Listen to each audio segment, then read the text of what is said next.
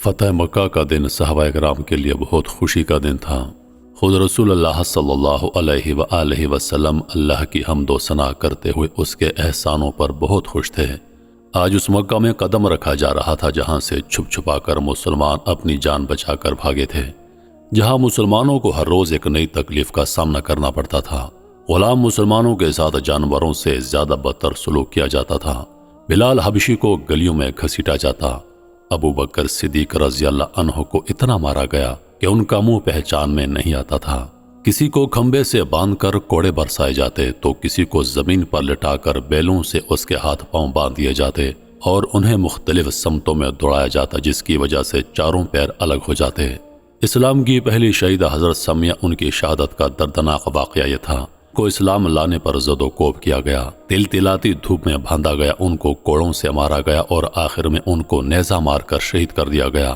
اور ایسی بہت سی زیادتیاں رسول اللہ اور باقی صحابہ کرام کے ساتھ ہوئی، مگر آج رسول اللہ صلی اللہ علیہ وآلہ وسلم اور صحابہ کرام بڑی شان و شوکت سے مکہ میں داخل ہو رہے تھے۔ آج تمام مشرک اپنے گھروں میں چھپے تھے۔ یہ وہی مشرک تھے جنہوں نے صلح حدیبیہ کے موقع پر رسول اللہ اور صحابہ کرام کو مکہ میں داخل ہونے نہیں دیا تھا۔ اللہ کے نبی نے ان کے ناجائز مطالبات مانے جو صلح حدیبیہ کے موقع پر مشرکوں نے اللہ کے رسول کے سامنے رکھے۔ صحابہ کرام اور رسول اللہ نے یہ کڑوا گھونٹ بھی اللہ کے لیے پی لیا، ورنہ صحابہ کرام کا اتنا خون کھول رہا تھا کہ اس وقت ہر ایک مشرک کو جڑ سے اکھاڑ کر پھینک دیتے، مگر صرف عشق خدا اور عشق رسول نے ان کو سر تسلیم خم کرنے پر مجبور کر دیا۔ مگر آج صبر کا وقت ختم ہو گیا تھا، آج خوشی اور مسرت کا دن تھا۔ آج صحابہ اپنے بچپن کی گلیوں کو دیکھ رہے تھے، اپنی نشستوں کو دیکھ رہے تھے جہاں وہ بیٹھ کر اللہ کے نبی کی نصیحتوں کو سنتے تھے۔ آج وہ اپنے گھروں کو دیکھ رہے تھے جن سے نکلنے پر کفار مکہ انہیں مجبور کیا کرتے تھے۔ آج وہ اس طاقت پر تھے جس طاقت پر مشرکین مکہ تھے۔ ایک وقت تھا کہ صحابہ کرام ایمان لانے پر چھپتے پھرتے، آج ایک وقت ہے کہ مشرکین چھپے ہوئے ہیں۔ یہ اللہ کا انصاف ہے، ظلم اور باطل کتنا ہی طاقتور کیوں نہ ہو، مگر عدل اور حق غالب آ کر رہتا ہے۔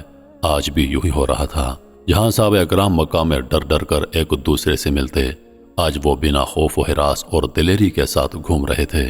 مگر یہ سب ہوا کیسے یہ فتح مسلمانوں کا مقدر بنی، کیسے مشرکوں کی کمر ٹوٹی، ایسی ان سے کون سی غلطی ہوئی؟ تو آپ سب میرے ساتھ فلیش بیک میں جانا پسند کریں گے، تو پھر چلیں۔ صحابہ کرام پریشان ادھر ادھر پہرا دے رہے تھے، رسول اللہ کے فیصلے کے انتظار میں تھے۔ وہاں مشرکین مکہ رسول اللہ اور صحابہ کرام کو عمرہ کرنے کے لیے مکہ میں داخل نہیں ہونے دے رہے تھے۔ اللہ کے رسول اور 1400 صحابی مکہ کے بہت قریب علاقے میں پہنچ چکے تھے، مگر مشرکین مکہ کی اکڑ، دشمنی اور عداوت اتنے پرلے درجے پر تھی کہ وہ اللہ کے گھر کے طواف سے اللہ کے بندوں کو روک رہے تھے۔ ایسے میں رسول اللہ نے حضرت عثمان کو ان کے پاس بات کرنے کے لیے بھیجا کہ ہم جنگ کرنے نہیں آئے ہیں بلکہ عمرہ ادا کرنے آئے ہیں، عمرہ ادا کرتے ہی ہم واپس چلے جائیں گے۔ اب حضرت عثمان ان مشرکین مکہ کے سرداروں کے پاس بات کرنے کے لیے گئے اور نبی پاک کا فرمان سنایا، مگر انہوں نے رد کر دیا اور کہا آپ عمرہ کر لیں، ہم محمد اور ان کے ساتھیوں کو عمرہ کرنے نہیں دیں گے۔ حضرت عثمان نے کہا ایسا کبھی نہیں ہو سکتا کہ میں اللہ کے رسول کے بغیر عمرہ کر لوں۔ ایسی بات چیت کے چکر میں انہیں 3 دن کے لیے روک لیا گیا۔ وہاں اسلامی قافلے میں کسی نے افواہ اڑا دی کہ عثمان کو قتل کر دیا گیا ہے۔ یہ سن کر نبی پاک صلی اللہ علیہ وآلہ وسلم بہت غمزدہ ہو گئے اور تمام صحابہ کرام کو جمع کر کے موت پر بیعت لی کہ اب ان سے جنگ کر کے ہی جائیں گے، اور دوسرے ہاتھ سے اللہ کے رسول نے حضرت عثمان غنی کی طرف سے بھی بیعت کر لی، کیونکہ یہ بیعت بہت عظیم تھی، کیونکہ جو اس بیعت میں شامل ہو رہا تھا اللہ ان سے راضی ہو رہا تھا۔ رضا الہی میں رسول اللہ نے حضرت عثمان کو بھی شامل کر لیا۔ اتنی دیر میں حضرت عثمان آ گئے، تمام مسلمان اور رسول اللہ خوش ہو گئے، پھر وہ خود اس بیعت میں شامل ہو گئے۔ کفار مکہ کو یہ خبر مل گئی کہ مسلمانوں نے بیعت کر لی ہے، اب بڑی خونی جنگ ہو سکتی ہے اور بہت زیادہ نقصان ہو سکتا ہے، تو انہوں نے صلح کا سوچا اور معاملے کو رفع دفع کرنے کی کوشش کی کہ بعد جنگ تک نہ جائے۔ صلح کے معاہدے کے لیے انہوں نے سہیل بن عمرو کا انتخاب کیا۔ یار سہیل سنو ان کے ساتھ ان چند باتوں پر معاہدہ کر رہا، اور ہاں اس بات پر تو انہیں ضرور آمادہ کرنا کہ ہم اس سال عمرہ ادا نہیں کرنے دیں گے، مگر اگلے سال آ جانا عمرہ کے لیے۔ مشرکین مکہ کو یہ خوف لاحق تھا کہ کہیں عمرے کی نیت سے مسلمان مکہ پر جبرن قبضہ نہ کر لیں، اس لیے وہ اس سال عمرہ کرنے نہیں دے رہے تھے، جبکہ وہاں مسلمانوں میں ایسا کوئی ارادہ نہیں تھا، وہ بس عمرے کے لیے آئے تھے۔ اب سہیل بن عمرو روانہ ہوئے، ان کو دور سے آتا دیکھ کر رسول اللہ نے صحابہ کرام سے فرمایا جو ان کے ارد گرد کھڑے تھے، تمہارا کام تمہارے لیے آسان کر دیا گیا ہے۔ اس آدمی کے یہاں آنے کا مقصد یہی ہے کہ مشرکین صلح چاہتے ہیں۔ سہیل آپ علیہ السلام کے پاس پہنچ چکا تھا، بہت دیر تک آپ سے گفتگو میں مشغول رہا، بالآخر صلح کے معاہدے پر بات آن پہنچی۔ محمد، ہمارے کچھ شرائط ہیں۔ سہیل بن عمرو آپ کو دیکھتے ہوئے بولا، آپ اس سال مکہ میں داخل ہوئے بغیر واپس جائیں گے۔ صحابہ کرام ایک دوسرے کو دیکھنے لگے، یہ بات سن کر، اور نبی پاک اطمینان سے ان کی بات سن رہے تھے۔ اور پھر آپ اگلے سال آ جانا، مکہ میں 3 روز قیام کرنا، ہم مکہ خالی کر دیں گے۔ ہتھیاروں میں صرف تلواریں ہونی چاہیے، وہ بھی میان میں۔ وہ بولتا جا رہا تھا، نبی پاک اس کو سن رہے تھے۔ اب ہماری دوسری شرط یہ ہے کہ 10 سال تک دونوں فریقین میں کوئی جنگ نہیں ہوگی۔ اس عرصے میں لوگ مامون رہیں گے، کوئی کسی پر ہاتھ نہیں اٹھائے گا۔ حضور پاک نے یہ شرط بھی قبول کر لی۔ اب اس معاہدے کی تیسری شرط سن لیجئے۔ محمد، عرب کا جو بھی قبیلہ آپ کی طرف اس عہد میں داخل ہونا چاہے گا تو ہو سکتا ہے، اور جو ہماری طرف سے ہونا چاہے تو ہو سکتا ہے، مگر آپ کی طرف کے قبیلے والوں پر ہماری طرف سے کوئی زیادتی ہوئی تو اس کی واز پرس ہم آپ سے کریں گے، اور آپ کی طرف سے کوئی ظلم ہوا ہمارے قبیلے والوں پر تو پھر ہم اس کا جواب دیں گے۔ اس معاہدے پر بھی سب مان گئے۔ پھر آخری شرط سہیل نے رسول اللہ کے سامنے رکھی، قریش کا کوئی آدمی بھی اپنا دین بدل کر آپ کی طرف اپنے خاندان والوں سے بھاگ کر آئے گا تو آپ انہیں واپس کریں گے، مگر مسلمانوں میں سے کوئی اپنا دین بدل کر ہمارے پاس آئے گا تو ہم واپس نہیں کریں گے۔ یہ کیسی ناانصافی والی شرط! صحابہ کرام نے دل میں سوچا اور خود کے غصے پر ضبط کیا۔ نبی پاک نے یہ شرط بھی قبول کر لی۔ پھر اس صلح کی تحریر لکھوانے کے لیے صحابی کو بلایا گیا۔ آپ علیہ السلام نے حضرت اوس بن خولہ رضی اللہ عنہ کو حکم دیا، اوس، یہ معاہدہ لکھو۔ اس پر سہیل بن عمرو نے کہا، معاہدہ علی لکھیں گے یا پھر عثمان؟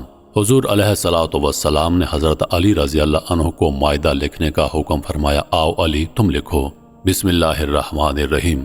اس پر سہیل بن عمرو نے پھر اعتراض کیا، میں رحمان اور رحیم کو نہیں مانتا، آپ یوں لکھوائیے، بسمک اللہم، یعنی شروع کرتا ہوں اے اللہ تیرے نام سے۔ حضور علیہ السلام نے حضرت علی رضی اللہ عنہ سے فرمایا، اسی طرح لکھو۔ انہوں نے لکھ دیا تو حضور پاک علیہ السلام نے فرمایا، لکھو۔ محمد رسول اللہ نے ان شرائط پر سہیل بن عمرو سے صلح کی۔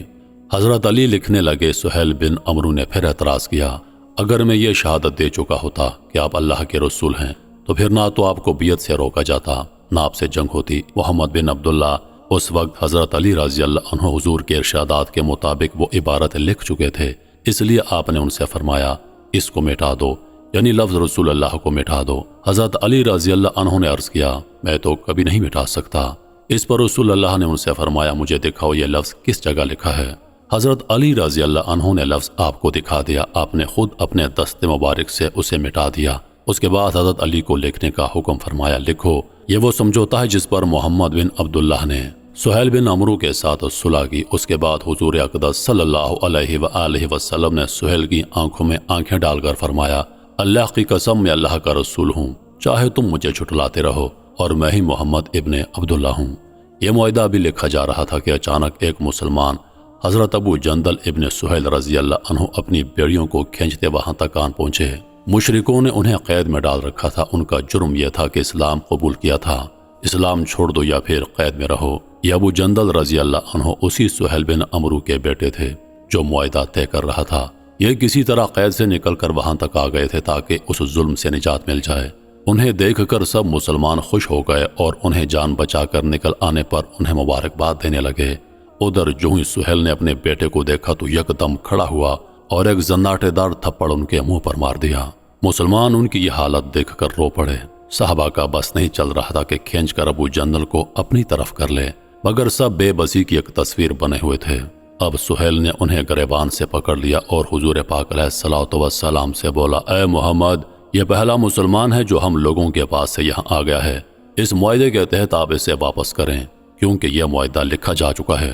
رسول اللہ نے فرمایا، ابھی تو معاہدہ لکھا جا رہا ہے۔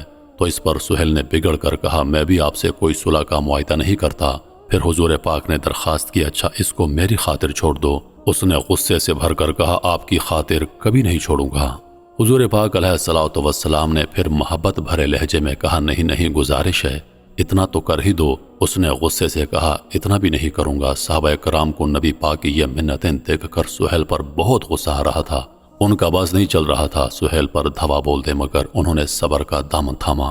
اب نبی پاک نے بھی سہیل کے اس رویے سے مایوس ہو کر خاموشی اختیار کر لی۔ اس پر ابو جندل بے قرار ہو کر بولے، کیا آپ مجھے پھر ان مشرکوں کے ساتھ واپس بھیج دیں گے؟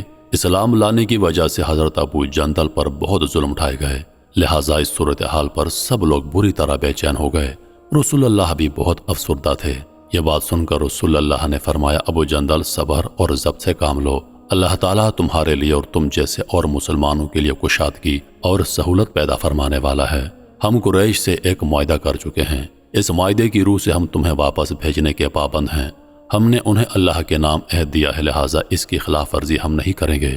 مسلمانوں کی آنکھوں میں آنسو آ گئے، وہ بے تاب ہو گئے۔ حضرت عمر بن خطاب رضی اللہ عنہ جیسے شخص بھی رو پڑے اور جھپٹ کر ابو جندل کے پاس آ گئے اور ان کے پہلو پر چلنے لگے اور ان سے کہنے لگے، ابو جندل صبر کرو، یہ لوگ مشرک ہیں، بس ان کا خون تو کتے کا خون ہے۔ اس طرح ابو جندل کو سہیل اپنے ساتھ لے گئے اور مسلمان ہاتھ مسلتے رہ گئے۔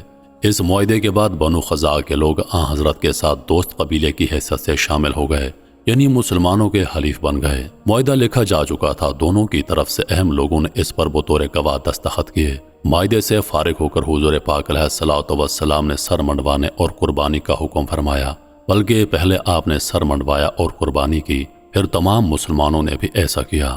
پھر جب مسلمان اس مقام سے واپس روانہ ہوئے تو حضرت پر سورہ فتح نازل ہوئی۔ اللہ تعالیٰ نے اس صورت میں یہ خوشخبری سنائی کہ بے شک آپ کو ایک کھلی فتح دے دی گئی ہے اور اللہ کی نعمت آپ پر تمام ہونے والی ہے۔ جب حضور اقدس علیہ الصلوۃ والسلام پر سورہ فتح نازل ہوئی تو جبریل امین علیہ السلام نے عرض کیا، اے اللہ کے رسول، آپ کو یہ فتح مبارک ہو۔ اس پر صحابہ کرام رضوان اللہ علیہ و اجمعین نے آپ علیہ السلام کو مبارکباد دی۔ حضرت ابو بکر صدیق رضی اللہ عنہ فرماتے ہیں، اسلام میں صلح حدیبیہ سے بڑی مسلمانوں کو کوئی فتح نہیں ہوئی، یعنی یہ اس قدر بڑی فتح تھی جبکہ لوگ اس کی حقیقت کو اس وقت بالکل نہیں سمجھ سکے تھے۔ اب معاہدہ لکھا جا رہا تھا۔ سہیل بن عمرو جنہوں نے یہ معاہدہ لکھا تھا بعد میں مسلمان ہو گئے تھے۔ حجۃ الوداع کے موقع پر انہیں اس جگہ پر کھڑے دیکھا گیا تھا جہاں قربانیاں کی جاتی ہیں۔ وہ حضور پاک کو قربانی کے جانور پیش کر رہے تھے اور حضور پاک صلی اللہ علیہ وآلہ وسلم اپنے دستے مبارک سے انہیں ذبح کر رہے تھے۔ اس کے بعد سہیل بن عمرو نے حضور اقدس کا سر منڈوانے کے لیے حجام بلایا۔ اس وقت یہ منظر دیکھا گیا کہ حضور اقدس کا جو بال بھی گرتا، سہیل بن عمرو اسے اپنی آنکھوں سے لگاتے۔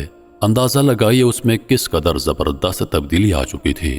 صلح حدیبیہ کے موقع پر وہ رسول اللہ کا لفظ لکھے جانے پر طیش میں آ گیا اور اب حضور اقدس کے بالوں کو آنکھوں سے لگا رہے تھے۔ اب مسلمانوں کے کئی مہینوں کے صبر کے بعد فتح مکہ کے دن قریب آ گئے۔ یہ غزوہ رمضان 8 ہجری میں پیش آیا۔ حضور اور قریش کے درمیان حدیبیہ کے مقام پر جو معاہدہ ہوا تھا اس میں یہ بھی طے پایا گیا تھا کہ دوسرے عرب قبیلوں میں سے کوئی قبیلہ بھی دونوں فریقوں میں سے کسی کی بھی طرف سے اس صلح نامے میں شامل ہو سکتا ہے، یعنی اگر کوئی قبیلہ رسول اللہ کی طرف سے اس معاہدے میں شامل ہونا چاہے تو وہ ایسا کر سکتا ہے۔ اس صورت میں وہ ان شرائط کا پابند ہوگا جن کے پابند قریش تھے۔ اس شرط کی روح سے بنی بکر کا قبیلہ قریش کی طرف سے اور بنی خزاع کا قبیلہ رسول اللہ کی طرف سے اس صلح میں شامل ہو گیا، جبکہ ان دونوں قبیلوں کی بہت پرانی دشمنی تھی۔ دونوں کے درمیان کافی قتل و غارت ہو چکی تھی، خون کے بدلے باقی تھے، لیکن اسلام کی آمد نے ان کی دشمنیوں کو دبا دیا تھا۔ اب ہوا یہ کہ بنی بکر کے ایک شخص نے رسول اللہ کی شان میں توہین آمیز شعر لکھے اور ان کو گانے لگا۔ بنی خزاع کے ایک نوجوان نے ان اشعار کو سن لیا، اس نے بنی بکر کے شخص کو پکڑ کر مارا، اس سے وہ زخمی ہو گیا۔ اس پر دونوں قبیلے ایک دوسرے کے خلاف اٹھ کھڑے ہوئے، کیونکہ پرانی دشمنی تو ان میں پہلے سے چلی آ رہی تھی۔ بنی بکر نے ساتھ میں قریش سے بھی مدد مانگ لی۔ قریشی سرداروں نے ان کی درخواست قبول کر لی، ان کی مدد کے لیے آدمی بھی دیے اور ہتھیار بھی۔ پھر یہ سب ایک رات مل کر بنی خزاع پر ٹوٹ پڑے۔ وہ لوگ اس وقت بے فکری سے سوئے ہوئے تھے۔ ان لوگوں نے بنی خزاع کو بے دردی سے قتل کرنا شروع کر دیا۔ بنی خزاع کے بعض افراد جانیں بچانے کے لیے وہاں سے بھاگے اور ایک مکان میں گھس گئے۔ قریش نے انہیں وہاں بھی جا گھیرا اور پھر اس مکان میں گھس کر انہیں قتل کر دیا۔ اس طرح قریش نے بنی بکر کی مدد کے سلسلے میں اس صلح نامے کی دھجیاں اڑا دیں۔ جب یہ سب کر بیٹھے تو احساس ہوا کہ ہم نے کیا کیا۔ اب وہ جمع ہو کر اپنے سردار ابو سفیان کے پاس آئے۔ سارا واقعہ سن کر اس نے کہا، یہ ایسا واقعہ ہے کہ میں اگرچہ اس میں شریک نہیں ہوں لیکن بے تعلق بھی نہیں رہا اور یہ بہت برا ہوا۔ اللہ کی قسم محمد اب ہم سے جنگ ضرور کریں گے، اور میں تمہیں بتا ہی دیتا ہوں، میری بیوی ہندا نے ایک بہت بھیانک خواب دیکھا ہے۔ اس نے دیکھا کہ ہجون کی طرف سے خون کا ایک دریا بہتا ہوا آیا اور خندمہ تک پہنچ گیا۔ لوگ اس دریا کو دیکھ کر سخت پریشان اور بدحواس ہو رہے ہیں۔ اس پر قریش نے ان سے کہا، اب آپ محمد کے پاس جائیں اور ان سے نئے سرے سے معاہدے کریں، آپ کے سوا یہ کام کوئی نہیں کر سکتا۔ اس پر ابو سفیان اپنے ایک غلام کے ساتھ مدینہ منورہ کی طرف روانہ ہو گیا۔ ادھر ان سے پہلے ہی بنو خزاع کا ایک وفد آپ علیہ السلام کی خدمت میں پہنچ گیا اور جو کچھ ہوا تھا تفصیل سے بیان کر دیا۔ یا رسول اللہ، ہم پر اس وقت حملہ ہوا جب ہم رکوع اور سجدے کی حالت میں تھے، مطلب مسلمان تھے۔ وہ رو رو کر آپ کو بتا رہا تھا اور اپنی قوم کے ساتھ کی گئی زیادتی کے بدلے میں مدد مانگ رہا تھا۔ حضور اس وقت مسجد نبوی میں اپنے صحابہ کرام کے ساتھ تشریف فرما تھے۔ بنی خزاع کی درد بھری ردات سن کر حضور اکرم کی آنکھوں میں بھی آنسو آ گئے اور ارشاد فرمایا، اگر میں بنی خزاع کی مدد انہی چیزوں سے نہ کروں جن سے میں اپنی مدد کرتا ہوں تو اللہ میری مدد نہ فرمائے۔ اسی وقت آسمان پر ایک بدلی آ کر تیرنے لگی۔ حضور نے اس کو دیکھ کر ارشاد فرمایا، یہ بدلی بنی خزاع کی مدد کے لیے بلند ہوئی ہے۔ گویا اللہ نے پہلے ہی آپ علیہ السلام کو خبر دے دی تھی، جبکہ ابو سفیان اس کوشش میں تھے کہ اس سلسلے میں سب سے پہلے وہ حضور علیہ السلام سے جا کر ملیں، یعنی ان کے وہاں پہنچنے سے پہلے مسلمانوں کو اس واقعے کی خبر نہ ہو۔ حضور پاک علیہ السلام نے اپنے صحابہ کرام کو بھی پہلے ہی ان الفاظ میں خبر دے دی تھی۔ بس یوں سمجھو نئے سرے سے معاہدہ کرنے اور اس کی مدت بڑھانے کے لیے ابو سفیان آنا چاہتا ہے۔ پھر ابو سفیان سے پہلے ہی بنو خزاع کا وفد مدینہ منورہ پہنچ گیا۔ یہ لوگ حضور پاک علیہ السلام سے مل کر واپس روانہ ہوئے تو راستے میں ابو سفیان سے ان کا سامنا ہوا۔ ابو سفیان نے ان سے پوچھنے کی کوشش کی لیکن وہ بتائے بغیر آگے بڑھ گئے۔ تاہم ابو سفیان نے بھانپ لیا کہ یہ لوگ اسی سلسلے میں مدینہ منورہ گئے تھے۔ ابو سفیان حضور پاک صلی اللہ علیہ وآلہ وسلم کی خدمت میں حاضر ہوا، لیکن رسول اللہ نے نئے سرے سے معاہدہ کرنے سے انکار فرما دیا۔ وہ حضرت ابو بکر صدیق رضی اللہ عنہ کے پاس گئے، انہوں نے بھی کوئی بات نہ سنی۔ پھر وہ حضرت عمر رضی اللہ عنہ کے پاس گئے۔ عمر، میں تم سے درخواست کرتا ہوں تم اللہ کے رسول سے بات کرو نئے معاہدے کی۔ حضرت عمر نے غصے سے ان کی طرف دیکھ کر بولا، اے اللہ کے دشمن، میں تیرے لیے رسول اللہ سے بات کروں؟ اللہ کی قسم اگر میرے پاس لکڑی کا ایک ٹکڑا بھی ہو تو میں تم لوگوں سے جہاد کروں گا۔ پھر ابو سفیان مایوس ہو کر حضرت علی کے پاس گئے۔ وہاں حضرت فاطمہ بھی تھیں اور حضرت حسن گھٹنوں کے بل چل رہے تھے۔ ابھی حسن بہت چھوٹے تھے۔ علی، تمہارے ساتھ میرا گہرا نسبتی رشتہ ہے، تم ہی میری مدد کرو۔ حضرت علی نے بھی وہی جواب دیا جو ابو بکر نے دیا تھا۔ پھر ابو سفیان نے حضرت علی سے یہ جواب سنا تو ہار نہیں مانی اور حضرت فاطمہ کی طرف متوجہ ہو کر بولے، فاطمہ، کیا آپ ایسا کر سکتی ہیں کہ اپنے اس بیٹے کو کہیں کہ یہ لوگوں کے بیچ میں پناہ دینے کا اعلان کر دے اور ہمیشہ کے لیے عرب کا سردار بن جائے؟ حضرت فاطمہ نے دو ٹوک لہجے میں بات کی، واللہ میرا بیٹا اس قابل نہیں کہ لوگوں میں پناہ دینے کا اعلان کرے، اور رسول اللہ کے ہوتے ہوئے کوئی پناہ دے بھی نہیں سکتا۔ اب ابو سفیان کی آنکھوں کے سامنے اندھیرا چھانے لگا، اب سانس میں گھٹن سی ہونے لگی۔ افسردہ لہجے میں حضرت علی کی طرف رخ کیا، اے ابو الحسن، میری مدد کر، مجھے کوئی راستہ بتا دیجئے۔ حضرت علی نے ان سے جان چھڑانے کے لیے انہیں ایک ترکیب بتائی، اچھا سنو، تم بنی کنانا کے سردار ہو، تم باہر جاؤ اور لوگوں میں کھڑے ہو کر امان کا اعلان کر دو۔ ابو سفیان کی آنکھوں میں چمک آ گئی، علی واقعی یہ بات کارگر ہوگی، واللہ میں نہیں جانتا، باقی تم کوشش کر کے دیکھ لو۔ ابو سفیان مسجد نبوی میں داخل ہوئے اور لوگوں کا ہجوم جمع کیا اور کہا، میں بنی کنانا کا سردار ہوں اور میں لوگوں میں امان کا اعلان کرتا ہوں۔ لوگوں نے اس کی طرف حقیر نظروں سے دیکھتے ہوئے بولے، تمہیں ایسا بولنے کا مشورہ کس نے دیا؟ ابو سفیان نے بولا، علی نے۔ تو وہ زور زور سے ہنسنے لگے اور بولے، علی نے تم سے مذاق کیا ہے۔ آخر ابو سفیان مایوس ہو گئے اور واپس مکہ کی طرف لوٹ آئے۔ انہوں نے قریش پر واضح کر دیا کہ وہ بالکل ناکام لوٹے ہیں۔ ادھر ابو سفیان کے روانہ ہونے کے بعد ہی حضور پاک نے مسلمانوں کو کوچ کا حکم فرمایا۔ مسلمانوں کے ساتھ حضور پاک نے اپنے گھر والوں کو بھی تیاری کا حکم فرمایا، لیکن یہ وضاحت نہیں فرمائی کہ کہاں جانا ہے۔ آپ نے آس پاس کے دیہاتوں میں یہ پیغام بھیج دیا۔ ان لوگوں کو حکم ہوا کہ رمضان کا مہینہ مدینہ منورہ میں گزاریں۔ اس اعلان کے فوراً بعد چاروں طرف سے لوگوں کی آمد شروع ہو گئی۔ اس موقع پر اللہ کے رسول نے دعا فرمائی، اے اللہ، قریش کے جاسوسوں اور سن کر لینے والوں کو روک دے تاکہ ہم ان علاقے میں اچانک جا پڑیں۔ ادھر تو حضور پاک علیہ السلام یہ احتیاط فرما رہے تھے کہ کس طرح قریش کو ان کی تیاریوں کا علم نہ ہو۔ ادھر آپ علیہ السلام کے ایک صحابی حضرت حاتب بن ابی بلتع رضی اللہ عنہ نے قریش کے 3 بڑے سرداروں کے نام خط لکھا۔ اس خط میں انہوں نے حضرت کی تیاریوں کی اطلاع دی۔ یہ خط انہوں نے ایک عورت کو دیا اور اس سے کہا اگر تم یہ خط قریش تک پہنچا دو تو تمہیں زبردست انعام دیا جائے گا۔ اس نے خط پہنچانا منظور کر لیا۔ اس پر حضرت حاتب رضی اللہ عنہ نے اسے 10 دینار اور ایک قیمتی چادر دی اور اس سے کہا جہاں تک ممکن ہو اس خط کو پوشیدہ رکھنا اور عام راستوں سے سفر نہ کرنا، کیونکہ جگہ جگہ نگرانی کرنے والے بیٹھے ہیں۔ وہ عورت عام راستہ چھوڑ کر ایک اور راستے سے مکہ معظمہ کی طرف روانہ ہو گئی۔ اس کا نام سارا تھا۔ وہ مکہ کی گلوکارہ تھی۔ مدینہ منورہ میں حضرت کے پاس آ کر مسلمان ہو گئی تھی۔ اس نے اپنی خستہ حالی کی شکایت کی تو آپ علیہ السلام نے اس کی مدد کی۔ پھر یہ مکہ چلی گئی، لیکن وہاں جا کر اسلام سے پھر گئی۔ پھر یہ وہاں نبی پاک کی شان میں توہین آمیز اشعار پڑھنے لگی۔ ان دنوں سارا دوبارہ مدینہ آئی ہوئی تھی۔ حضرت حاتب رضی اللہ عنہ نے اسے خط دیا تو وہ یہ کام کرنے پر رضامند ہو گئی۔ اس نے وہ خط اپنے سر کے بالوں میں چھپا لیا اور مدینہ منورہ سے روانہ ہو گئی۔ ادھر یہ روانہ ہوئی، ادھر اللہ نے اپنے رسول کو اس بارے میں خبر بھیج دی۔ آسمان سے اطلاع ملتے ہی آپ نے اپنے چند صحابہ کرام کو اس کے تعاقب میں روانہ فرما دیا۔ رسول اللہ نے ان سے فرمایا وہ عورت تمہیں فلاں مقام پر ملے گی، اس کے پاس ایک خط ہے، خط میں قریش کے خلاف ہماری تیاریوں کی اطلاع ہے، تم لوگ اس عورت سے وہ خط چھین لو، اگر وہ خط دینے سے انکار کر دے تو اسے قتل کر دینا۔ یہ صحابہ حضرت علی، حضرت زبیر، حضرت طلحہ اور حضرت مقداد رضی اللہ عنہ تھے۔ حکم ملتے ہی اس مقام کی طرف روانہ ہو گئے۔ حضور پاک کے فرمان کے عین مطابق وہ عورت ٹھیک اسی مقام پر جاتے ہوئے ملی۔ انہوں نے اسے گھیر لیا۔ اے عورت رکو! پیچھے سے صحابہ کرام نے آواز لگائی، کہاں جا رہی ہو؟ سخت لہجے میں پوچھا، کہیں نہیں، اپنے شہر مکہ کی طرف جا رہی ہوں۔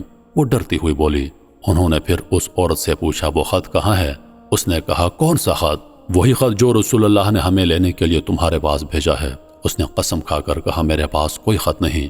اب صحابہ کرام نے سوچا یہ ایسے نہیں بتائے گی، تو پہلے اسے اونٹ سے نیچے اتارا۔ اب تلاشی لی مگر خط نہ ملا۔ اس پر حضرت علی نے فرمایا، میں قسم کھا کر کہتا ہوں رسول اللہ کبھی غلط بات نہیں کہتے۔ اب صحابہ نے غیظ و غضب کا راستہ۔ وہ عورت گھبرا گئی۔ اس نے دیکھا کہ یہ لوگ کسی طرح نہیں مانیں گے تو اس نے کہا، اچھا میں دیتی ہوں۔ اس نے اپنے سر کے بال کھولے اور ان کے نیچے چھپا ہوا خط نکال کر انہیں دے دیا۔ بہرحال ان حضرات نے خط لا کر حضور پاک علیہ الصلوۃ والسلام کی خدمت میں پیش کیا۔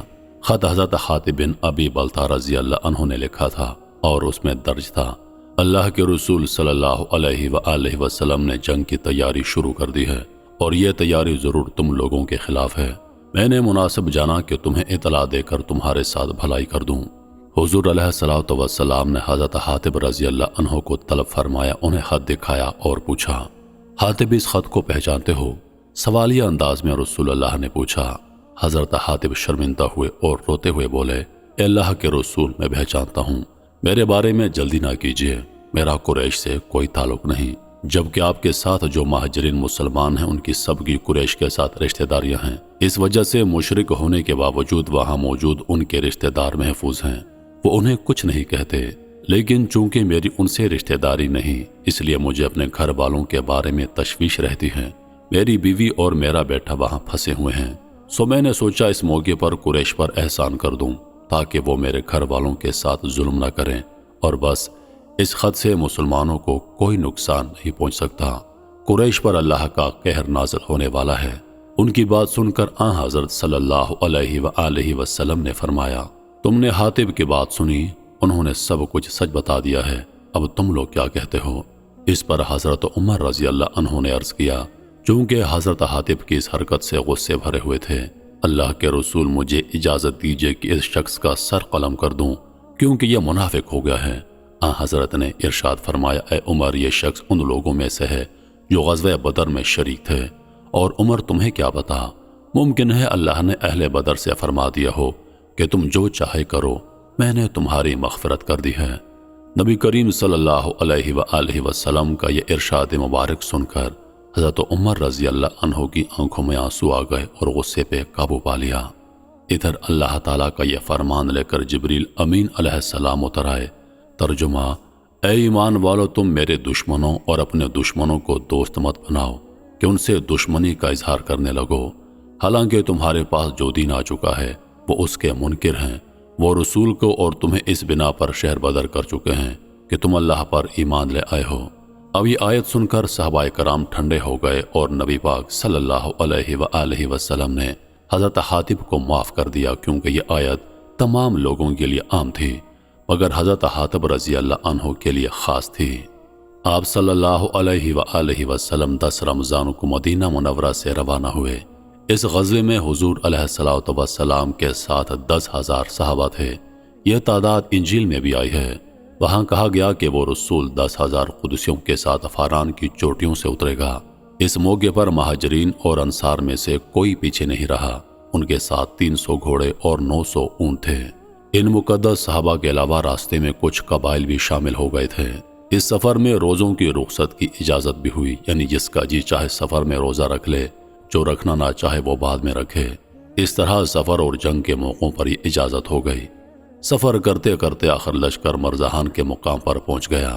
اس مقام کا نام ابن بطن مرد ہے۔ لشکر کی روانگی سے پہلے چونکہ آپ علیہ الصلوۃ والسلام نے دعا فرمائی کہ قریش کو اسلامی لشکر کی آمد کی خبر نہ ہو، اس لیے انہیں خبر نہ ہو سکی۔ مرزہران کے مقام پر پہنچ کر رات کے وقت مسلمانوں نے آگ جلائی۔ چونکہ 12,000 کے قریب تعداد تھی، اس لیے بہت دور دور تک آگ کے الاؤ روشن ہو گئے۔ جس وقت یہ لشکر مدینہ منورہ سے روانہ ہوا تھا، اس وقت حضور پاک علیہ الصلوۃ والسلام کے چچا حضرت عباس رضی اللہ عنہ مکہ سے ہجرت کر کے مدینہ منورہ کی طرف روانہ ہوئے تاکہ نبی پاک صلی اللہ علیہ وآلہ وسلم کے پاس پہنچ کر اسلام قبول کرنے کا اعلان کر دیں۔ لیکن نبی پاک صلی اللہ علیہ وآلہ وسلم سے ان کی ملاقات راستے میں ہی ہو گئی۔ یہ ملاقات مقام حجفہ پر ہوئی۔ حضرت عباس رضی اللہ عنہ یہیں سے آپ علیہ السلام کے ساتھ چل پڑے۔ انہوں نے اپنے گھر کے افراد کو مدینہ منورہ بھیج دیا۔ اس موقع پر اللہ کے رسول نے ان سے فرمایا، اے چچا، آپ کی یہ ہجرت اسی طرح آخری ہجرت ہے جس طرح میری نبوت آخری نبوت ہے۔ یہ آپ علیہ الصلوۃ والسلام نے اس لیے فرمایا کہ عام طور پر مسلمان قریش کے ظلم سے تنگ آ کر مدینہ منورہ ہجرت کرتے تھے، لیکن اب آپ علیہ السلام مکہ فتح کرنے کے لیے تشریف لے جا رہے تھے۔ اس کے بعد تو مکہ سے ہجرت کی ضرورت ہی ختم ہو جاتی، اس لیے آپ علیہ الصلوۃ والسلام نے فرمایا کہ یہ آپ کی اسی طرح آخری ہجرت ہے جس طرح میری آخری نبوت ہے۔ آپ کے اس فرمان سے آپ کے بعد نبوت کا دعویٰ کرنے والوں کا مکمل طور پر رد ہو گیا۔ حضرت عباس رضی اللہ عنہ اس خیال سے مکہ کی طرف چلے کہ قریش کو بتائیں اللہ کے رسول کہاں تک آ چکے ہیں، اور قریش کے حق میں بہتر ہے کہ مکہ معظمہ سے نکل کر پہلے ہی آپ کی خدمت میں حاضر ہو جائیں۔ ادھر یہ اس ارادے سے نکلے، ادھر ابو سفیان، بدیل بن ورقہ اور حکیم بن حزام آپ علیہ السلام کے متعلق خبریں حاصل کرنے کے لیے نکلے، کیونکہ اتنا لوگوں کو اس وقت معلوم ہو گیا تھا کہ حضرت نے لشکر کے ساتھ مدینہ سے کوچ فرما دیا ہے، لیکن انہیں یہ معلوم نہ ہو سکا کہ آپ علیہ السلام کس طرف گئے ہیں۔ اب جو یہ باہر نکلے تو ہزاروں جگہوں پر آگ روشن دیکھی تو بری طرح گھبرا گئے۔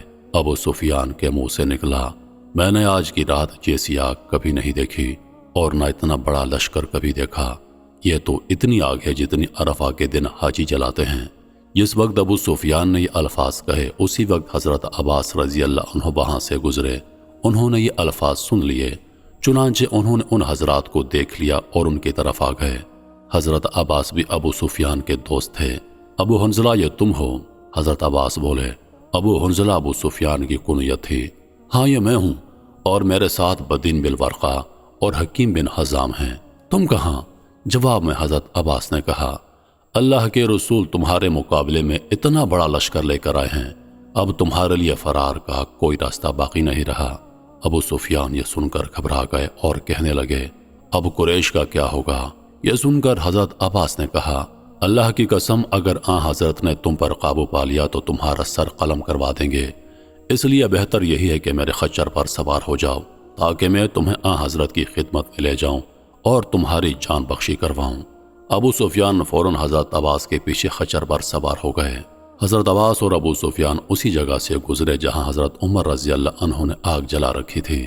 حضرت عمر نے انہیں دیکھ لیا، فوراً اٹھ کر ان کی طرف آئے اور پکار اٹھے، کون اللہ کا دشمن ابو سفیان؟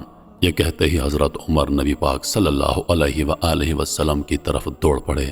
یہ دیکھ کر کہ حضرت عباس نے بھی خچر کو ایڑ لگا دی اور حضرت عمر سے پہلے نبی کریم صلی اللہ علیہ وآلہ وسلم کے خیمے تک پہنچنے میں کامیاب ہو گئے۔ پھر جلدی سے خچر سے اتر کر خیمے میں داخل ہو گئے۔ ان کے فوراً بعد حضرت عمر بھی خیمے میں داخل ہو گئے اور بول اٹھے، یا رسول اللہ، یہ دشمن خدا ابو سفیان ہے۔ اللہ نے اس پر بغیر کسی معاہدے کے ہمیں قابو عطا فرمایا ہے، لہٰذا مجھے اجازت دیجیے کہ میں اس کی گردن مار دوں۔ مگر اس کے ساتھ ہی حضرت عباس نے فرمایا، اے اللہ کے رسول، میں انہیں پناہ دے چکا ہوں۔ اب یہ منظر تھا کہ حضرت عمر ننگی تلوار لیے کھڑے تھے، ادھر حکم ہو ادھر وہ ابو سفیان کا سر قلم کر دیں۔ دوسری طرف حضرت عباس کہہ رہے تھے، اللہ کی قسم، آج کی رات میرے علاوہ کوئی شخص اس کی جان بچانے کی کوشش کرنے والا نہیں ہے۔ ادھر عمر بار بار کہہ رہے تھے، یا رسول اللہ، اجازت دیجیے۔ حضرت عباس غصے میں ہو کر بولے، عمر ٹھہر جاؤ، اگر یہ بنی عدی بن کعب کا آدمی ہوتا تو تم کبھی ایسا نہ کہتے۔ اس پر حضرت عمر رضی اللہ عنہ نے بھی انہیں ان الفاظوں میں جواب دیا، اے عباس، تمہارا ایمان لانا میرے نزدیک میرے باپ کے ایمان لانے سے زیادہ پسندیدہ ہے۔ اس کی وجہ یہ ہے کہ تمہارا ایمان لانا حضور پاک علیہ الصلوۃ والسلام کے نزدیک میرے باپ خطاب کے ایمان لانے سے زیادہ پسندیدہ ہے۔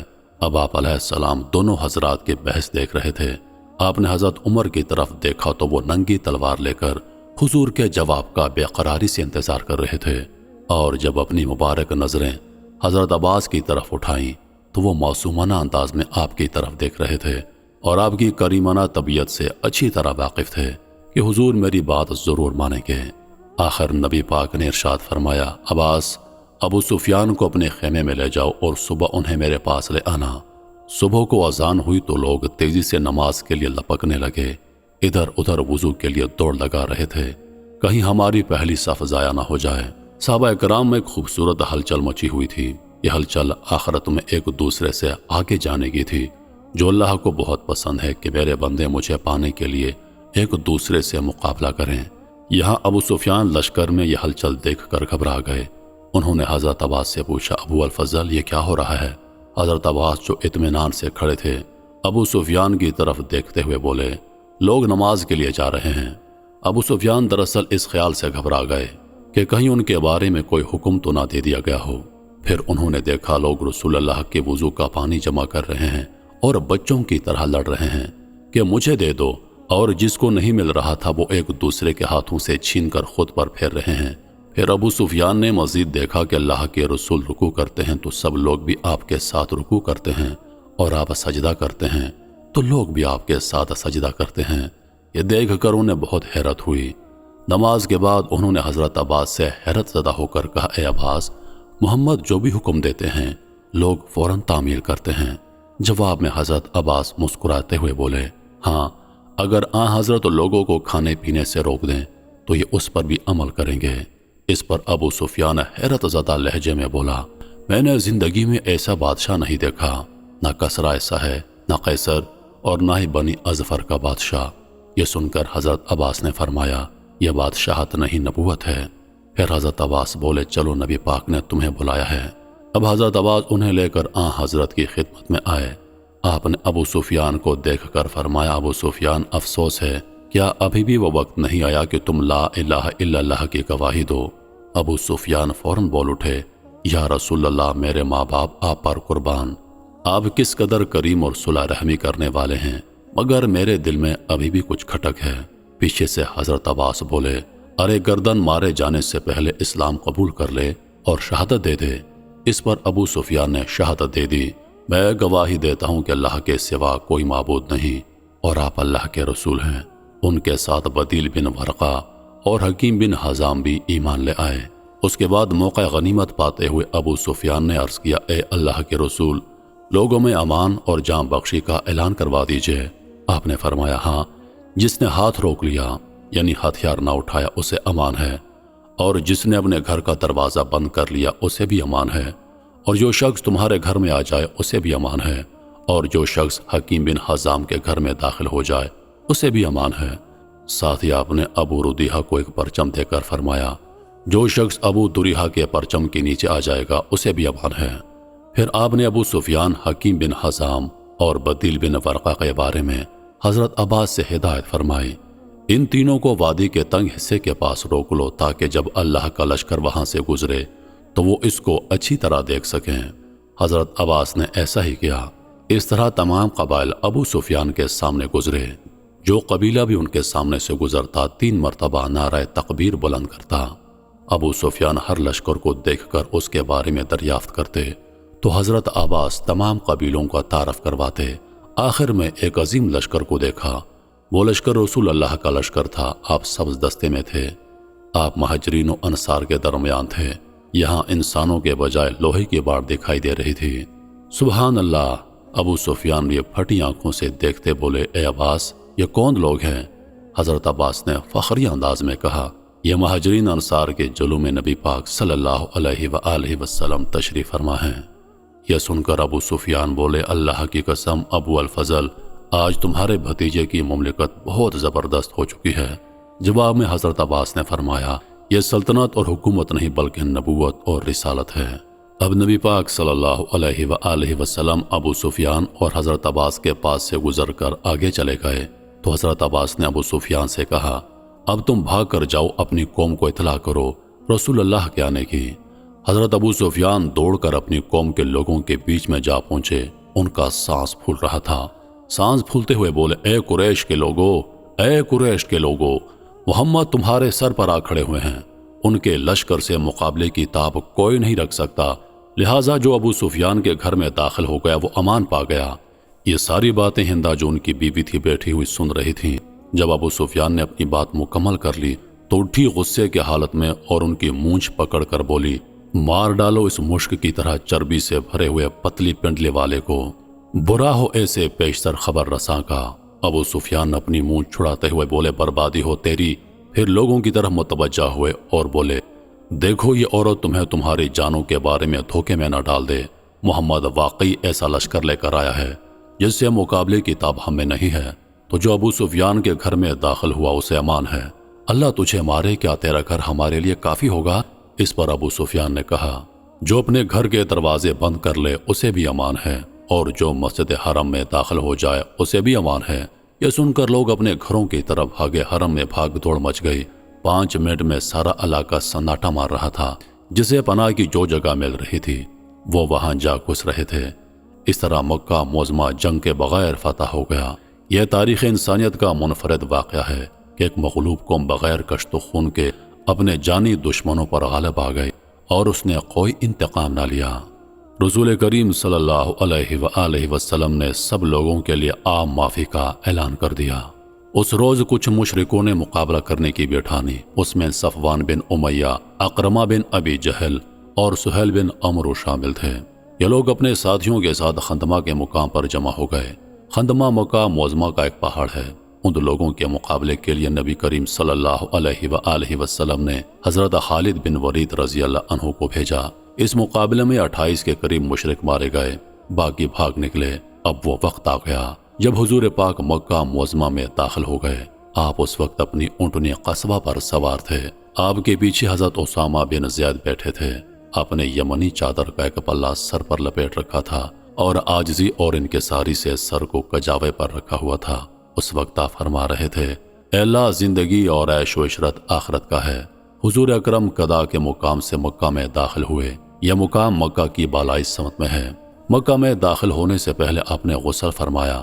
آپ نے شاب ابی طالب کے مقام پر قیام فرمایا۔ یہ وہی گھاٹی تھی جس میں قریش نے آپ کو 3 سال تک رہنے پر مجبور کر دیا تھا، اور وہ 3 سال مسلمانوں کے لیے انتہائی دکھ اور درد کے سال تھے۔ جب حضور اکرم شہر میں داخل ہوئے اور مکہ کے مکانات پر نظر پڑی تو اللہ کی حمد و ثنا بیان کی۔ مکہ میں حضور اکرم پیر کے دن داخل ہوئے۔ جب آپ نے مکہ سے ہجرت کی تھی وہ بھی پیر کا ہی دن تھا۔ آخر حضور حرم میں داخل ہوئے۔ ابوبکر صدیق آپ کے برابر چل رہے تھے اور آپ ان سے باتیں کر رہے تھے۔ پھر آپ بیت اللہ میں داخل ہوئے اور اپنی اونٹنی پر بیٹھے بیٹھے ہی کعبہ کے ساتھ طواف کیے۔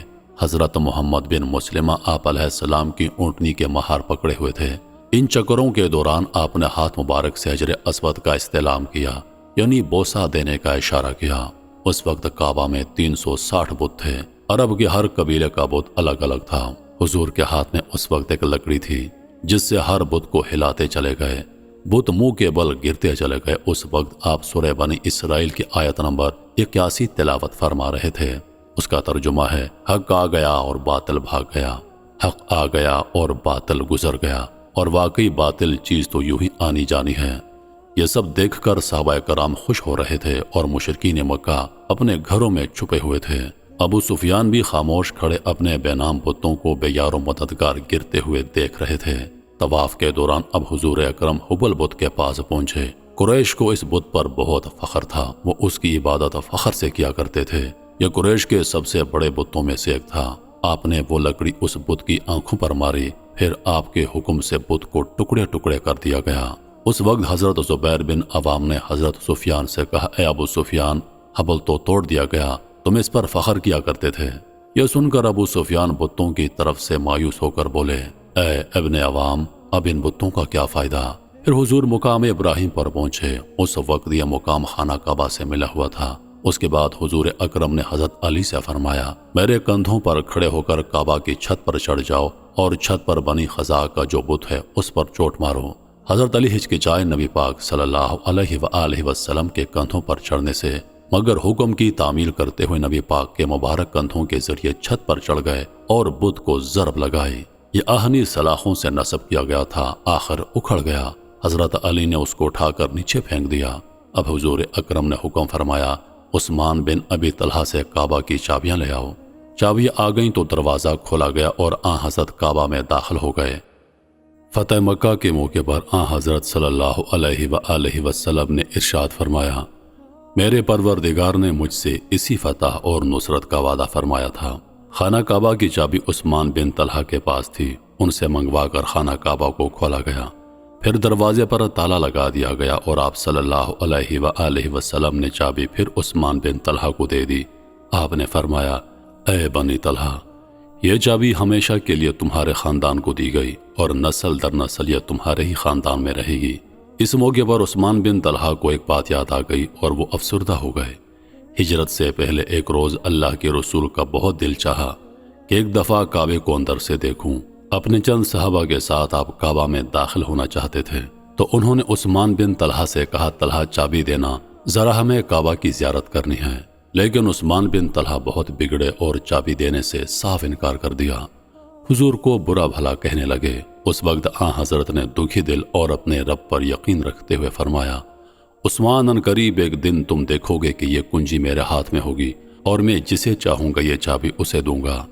اس پر عثمان بن طلحہ نے متکبرانہ انداز میں کہا، کیا اس دن قریش ہلاک و برباد ہو چکے ہوں گے؟ حضور نے جواب اور اعتماد لہجے میں دیا، نہیں، بلکہ اس دن آباد اور سر بلند ہو جائیں گے۔ عثمان بن طلحہ کو یہ تمام باتیں یاد آ گئیں اور اندر ہی اندر خود کو ملامت کر رہے تھے اور نبی پاک کے اس اخلاق پر ان کی آنکھیں نم تھیں۔ آپ نے ارشاد فرمایا، عثمان، میں نے تم سے کہا تھا نا کہ ایک دن تم دیکھو گے یہ چابی میرے ہاتھ میں ہوگی اور میں جسے چاہوں گا یہ چابی اسے دوں گا، یہ لو یہ چابی۔ یہ بات سن کر اور آپ کے اخلاق کو دیکھ کر عثمان بن طلحہ نے کہا، میں گواہی دیتا ہوں کہ آپ اللہ کے رسول ہیں۔ اس کے بعد نبی پاک صلی اللہ علیہ وآلہ وسلم حضرت بلال کی طرف متوجہ ہوئے اور فرمایا، بلال کعبے پر چڑھو اور اذان دو۔ اب حضرت بلال جوش کے ساتھ کعبے پر چڑھے اور اذان دینے کے لیے کانوں میں انگلیاں ڈالی۔ تمام قریش مکہ انہیں گردن اٹھائے دیکھ رہے تھے کہ یہ کیا کرنے جا رہے ہیں۔ دوسری طرف مہاجرین اور انصار صحابی مسکرا رہے تھے اور اللہ کے وعدوں کو اپنی نظروں سے پورا ہوتا دیکھ رہے تھے۔ اب حضرت بلال نے اپنی حسین آواز میں اذان دینا شروع کی کہ سب اس اذان کے الفاظوں کو اپنے اندر محسوس کر رہے تھے اور دل سے کہہ رہے تھے، واقعی محمد اللہ کے رسول ہیں۔ حضرت بلال اذان سے فارغ ہوئے تو نبی پاک نے بلند آواز میں اہل مکہ کو حکم دیا کہ اپنے گھروں میں رکھے تمام بتوں کو توڑ دو۔